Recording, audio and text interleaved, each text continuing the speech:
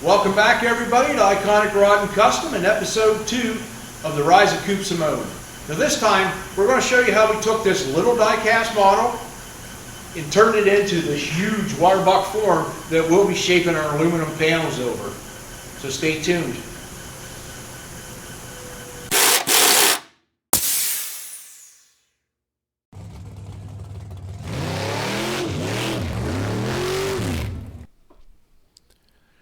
We have a lot of work ahead of us, and as you can see, this is the center section, the very first section that we made. And if you look closely, you'll see an orange string, and that is perfectly centered in the chassis, and this is perfectly straight up and down. We're going to be measuring off of this as we continue on.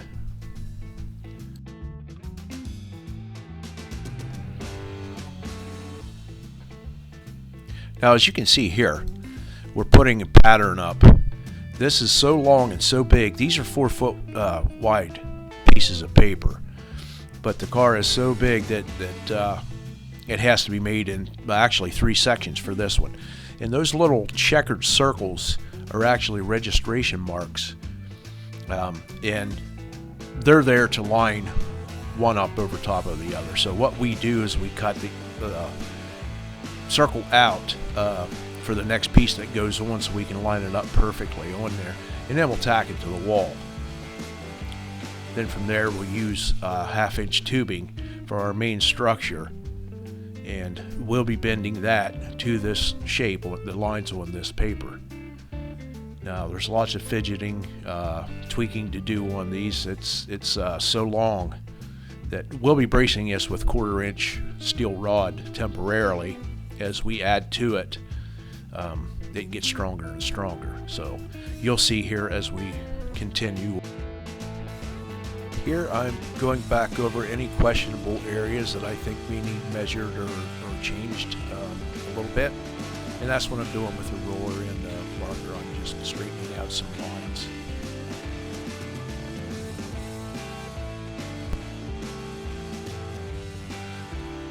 So here we're using a tube roller that is actually from Harbor Freight, and I got the Swag Off-Road upgrade kit for it, and they have a lot of different dies for this, so it works very well. As you'll see quite a bit, we used it a lot throughout this whole buck build as far as the tubing goes.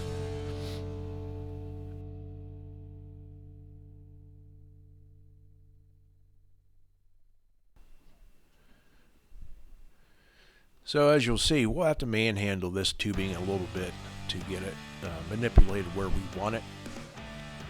Now these particular patterns that we have on the wall right now, we'll make 2 of these, one for each side of the center station that we showed you a little bit ago that's perfectly vertical, and we'll do all our measurements off of that. Now everything's spaced at 10 inches.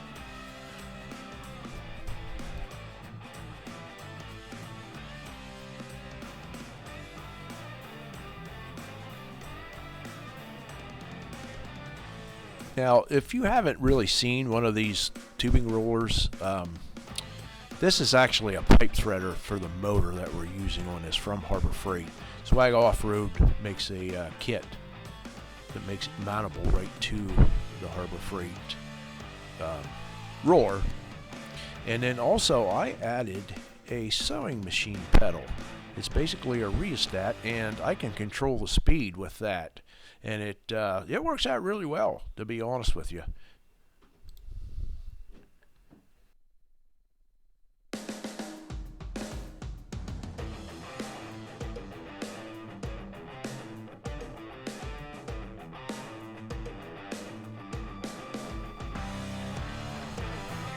But I gotta say, this is definitely a 2-man team, these longer tubes. It's really helpful if you have a partner that can follow or read what you're doing. I'm the one running the machine most of the time, and he has to keep that tube straight up and down so we don't create any twist and whatnot as we're going through. So it's always helpful when you have somebody that can keep up the speed with you and what you're doing.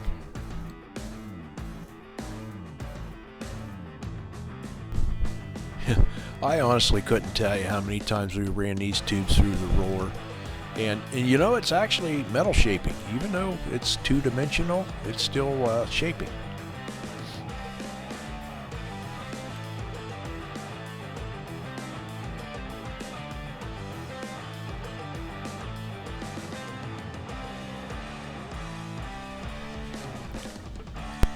Geez, I hope I'm not boring you guys with this repetitiveness, but I promise you it'll get better here real soon.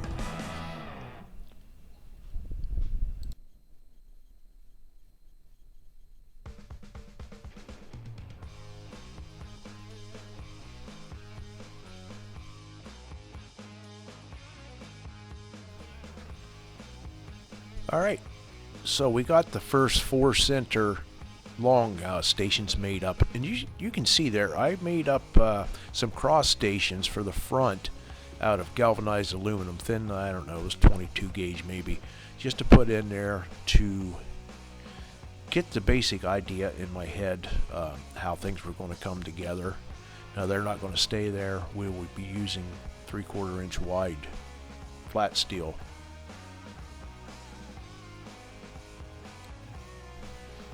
So you can see here we use spacers made of 3/4 inch flat stock, and 1/4 inch round bar you'll see we put in there to help longitudinally. Now all this stuff will be cut out later as we add on to our cross stations and stuff. Everything becomes stronger. Maybe more rigid is the right word. So we have our 5 center long stations set now. We're not going to do the outermost ones yet. There's 7 total, and what we'll start next doing is we're going to do the cross sections. Now we're going to work forward. We're going to start in the middle, and we have known points. Everything is spaced at 10 inches. There's 22 total cross sections. Our first one should be a certain distance back. So if we know that first measurement, we can measure back every 10 inches after that. Now you'll see I will put a tape measure down the complete length of this where that orange string is for our center line, and we will drop plumb bobs down off the top of that to set each station where it needs to be. So now you can just start to see what the side profile is looking like.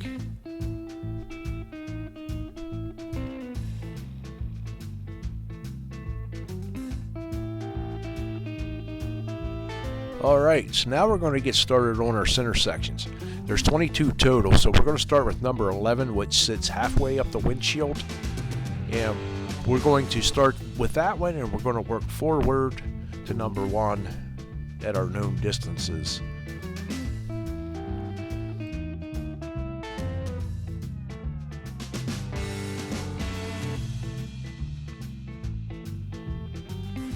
So here again, we're using 48-inch wide paper, and we need to use 2 sections.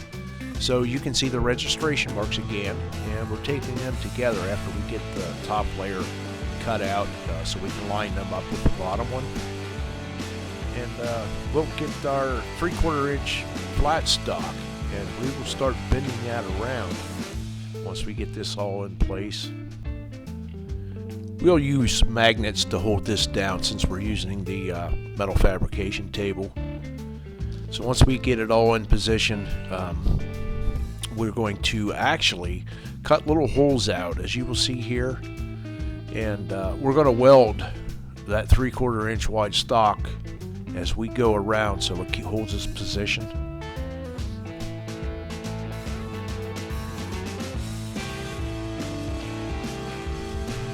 Now a lot of this can be bit by hand, but you can see for some of the sharper radiuses, I made 2 simple tools up with some square stock. I just took 2 lengths of it and I cut slots at the end of it. As you can see up above there, I'm using it to actually bend and shape that flat stock around to meet the lines on this pattern.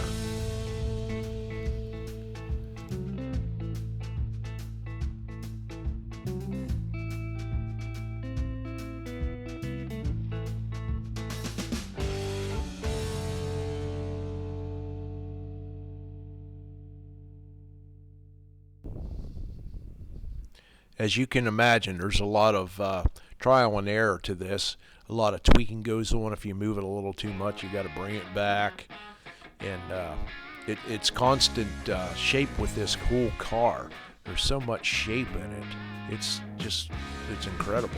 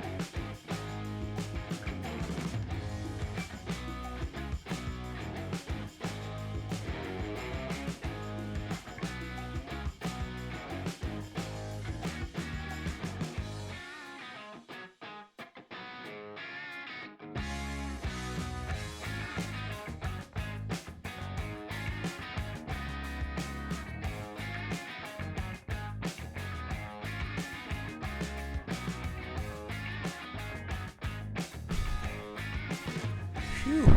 Well, here's one down. Only 21 more to go.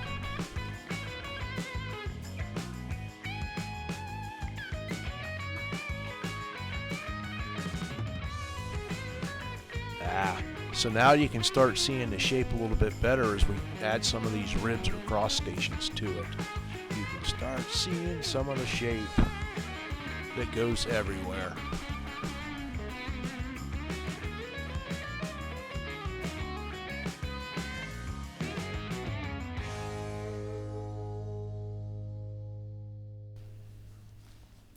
Well, and here we have most of the front ones done. Well, we don't have the front couple of them set yet, but you're going to continually see the development. Here's most of the back ones. It's just something to really see this thing come together. Each one we add, we can visualize more.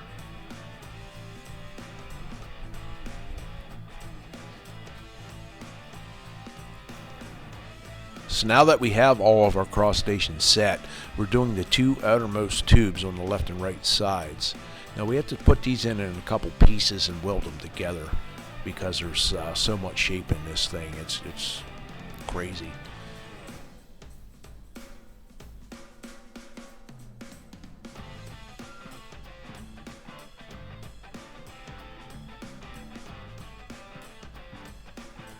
You know, in all honesty, this is actually kind of like putting a puzzle together. We got to try to stay one or two steps ahead, and right now we're trying these tubes with the outer tubes. We're just trying to figure out how to fish them through everything because we have so many quarter-inch rods supporting everything on the outside right now and inside and forward to back. It's kind of comical.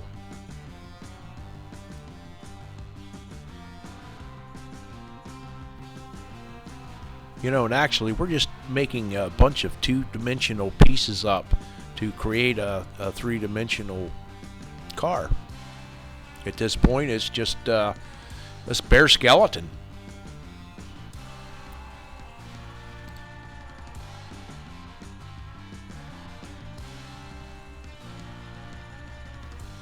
And some people call these wire forms or wire form bucks. The Italians were well known for this style. And the other ones are usually made out of wood, but you know, they're wire forms. In all reality, they're just there for the shape. They're not used as structure in underside of the body in most cases. They're just there for the mold to create your body on top of.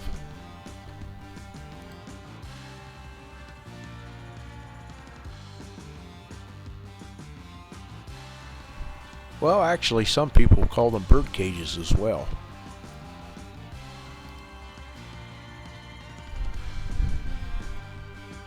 Now it's time to create our openings. This is a shot of the back window. It's a diamond shape. Scott is starting to lay out and tack some of the strips. They're 1/2 inch wide that we'll use for the final layer.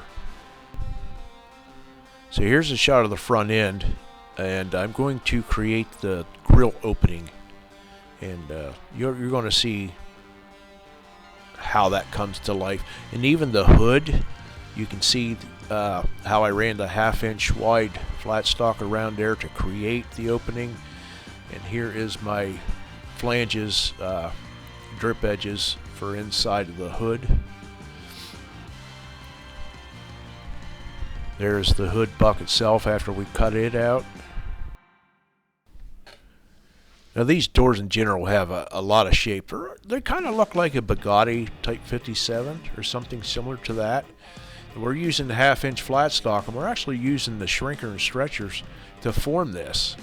As you can see, it's doing a pretty good job.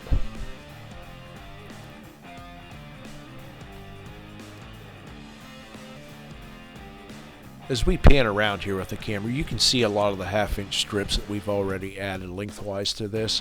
Now they're set mostly at 5 inches apart.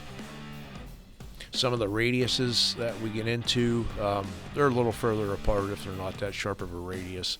And the sharper the radius generally will make them a little tighter. So here you can see we have the passenger side door all cut out, and I've started the door jamb itself. I'm just using some mild steel here with a lot of clamps right now, and I'm making a 3/4 inch pinch weld around that, as you can see, and it'll probably get trimmed down a little bit, but it's always better to have a little extra than not enough.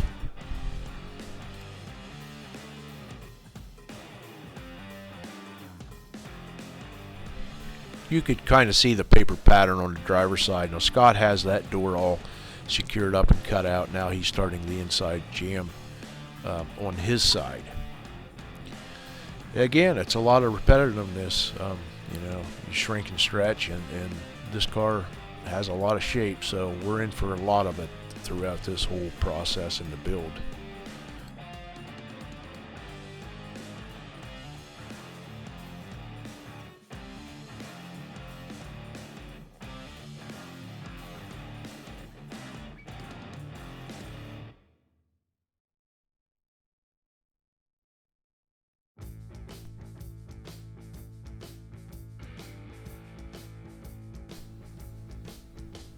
So right now he's just tacking the sheet metal that he has shaped up to the 1/2 inch wide flat stock.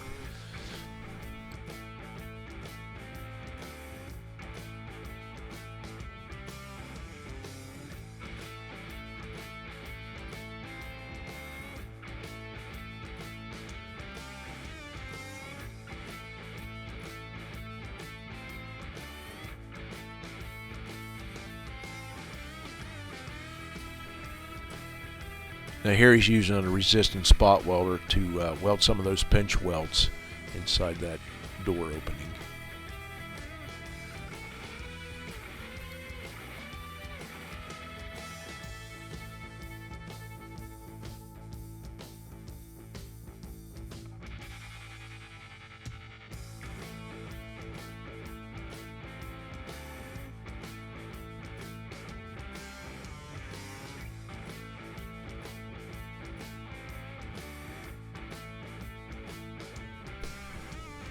You know, honestly, we're not too bad. We're at the 19-minute mark, and we got this much built on the car already. We're moving right along.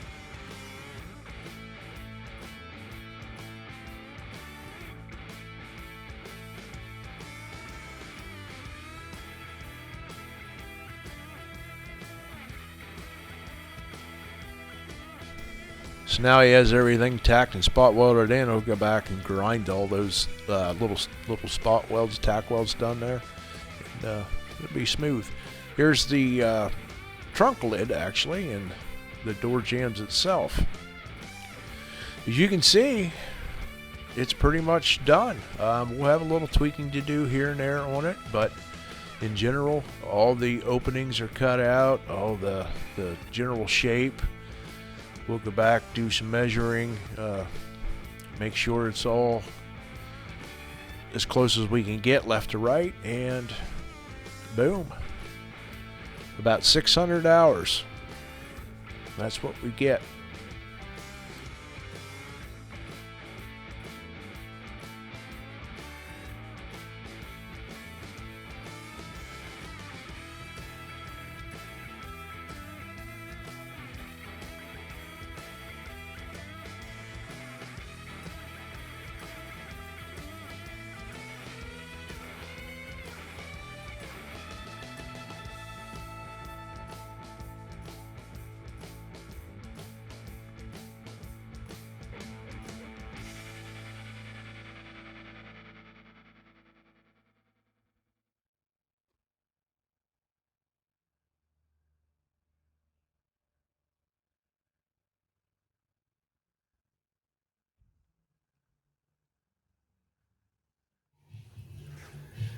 Well, that's it for this episode. Get ready for the metal shaping part to start. So I thank you all for following, and please subscribe, hit notifications by ringing that bell, and comment. Get interactive with us. We want to know how you feel about this.